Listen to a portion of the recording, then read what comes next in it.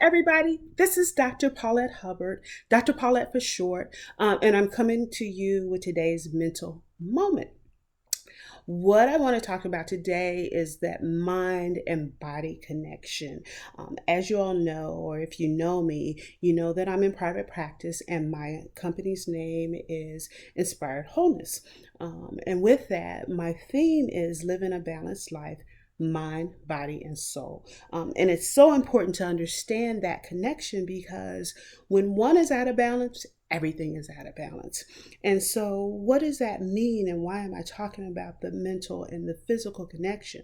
Because what I'm seeing in my practice right now, and I've been seeing this trend for a while, is individuals coming in for mental health symptoms. And as I take their biopsychosocial, and a biopsychosocial is the biological, psychological, social, and spiritual. I always include spiritual history of that individual as part of the full assessment to help me determine treatment planning and how those things may or may not be influencing what's going on. And so what I'm finding is individuals that sometimes are experiencing mental conditions are experiencing those conditions as a result of a physical medical problem that may be going on. So let me give you an example. I have a client that I was working with, and she came in for anxiety and depression. And with that, as we work through her issues, some of the and resolving some of those issues, the depression wasn't getting any better. And so, as we went back over her medical history, what she shared with me was the depression. She could feel the depression coming on around the time her menstrual cycle would start, and the depression symptoms would be the worst, and sometimes even to the point of debilitating, where she would have to call in for work.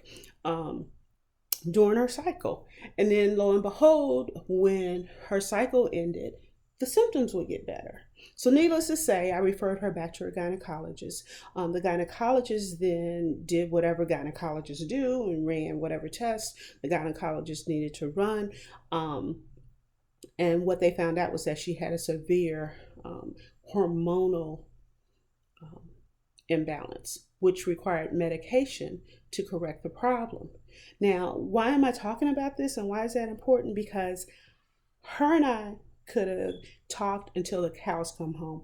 I could have used every therapeutic process and protocol that I've ever been trained in or known to man, and those symptoms potentially would not have gotten better because there was a physical condition that was occurring that needed to be addressed in a different medical arena. Another example would be clients that I have that come in with a sleep disorder, specifically sleep apnea. And if you're not familiar with what sleep apnea is a condition where the short version of sleep apnea is when you sleep, you stop breathing. And so your body responds to that and it wakes you up. And so you're waking up throughout the night. Sometimes it's so subtle that you don't notice it. And other times you're wide awake. And if the condition continues long enough, it can create insomnia and a host of other problems like heart attacks, high blood pressure, diabetes, weight gain, and just a host of medical issues that sometimes people don't make the connection that lack of sleep or that this condition is causing those other conditions. And so with that, when an individual has sleep dyspnea and they're not being treated properly or it's not being managed properly, then they experience sleep deprivation. Well, what happens when you don't sleep?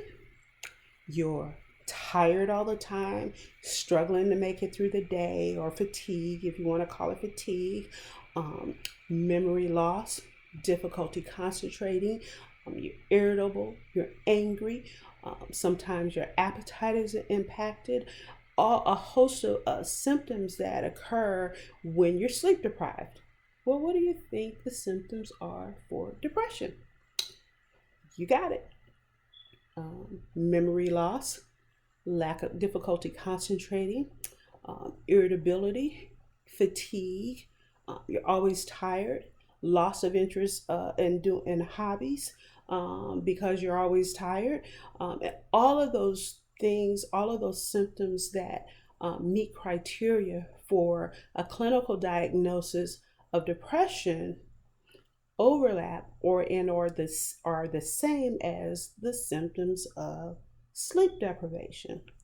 And so what's my point in this is that when you're experiencing mental health symptoms, you also need to go to your primary doctor, your MD, to determine if there's a physical condition that may also be contributing to, because one, mental conditions can contribute to physical ailments, and physical ailments can contribute to mental health illnesses.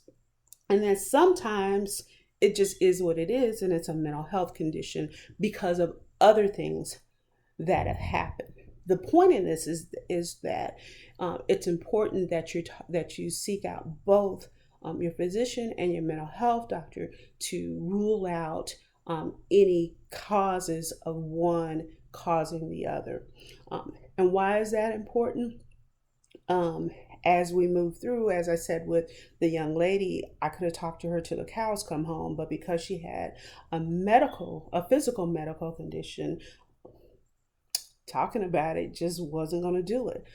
So as I continue to move through my practice, I'm really starting to become concerned with a number of individuals that don't take the physical aspects of what may be going on with them, physical ailments and physical conditions that may be going on with them. They don't take those things into consideration. And so that's one of the reasons that I'm talking about this.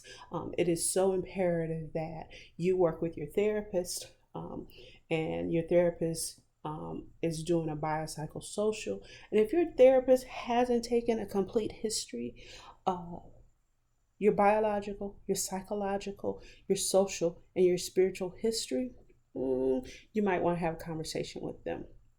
And if they don't want to have a conversation about it, or they don't want to take those things into consideration, you might want to find another therapist. Because as I've said many times before, one size does not fit all. And so every individual that walks through my door receives individual attention and an individual treatment plan tailored to their needs based on what may be happening with them. So it is so imperative. I will always talk about not just taking care of yourself and your mental health, but also knowing how and when to advocate for your mental health wellness. So with that, I also want to make sure that I'm very clear that I am not saying that if you have mental health symptoms, there is a physical medical problem going on. That is not always the case. What I am saying is that all of those things want to be looked at and taken into consideration before, or not before, but just to make sure that your mental health and your physical health is being addressed appropriately, and that you're receiving the appropriate care for whatever is deemed necessary. If you have further questions or any other questions about mental health and mental health issues, feel free to go to my website, www.paulettehubbard.com, and Hubbard is Hubbert, or shoot me an email. Give me a call. Anytime you have questions or concerns about what may be going on with you and you're not sure where to find resources, we can help you figure that out. So once again, this is Dr. Paulette, and this is our mental moment. Have a good one.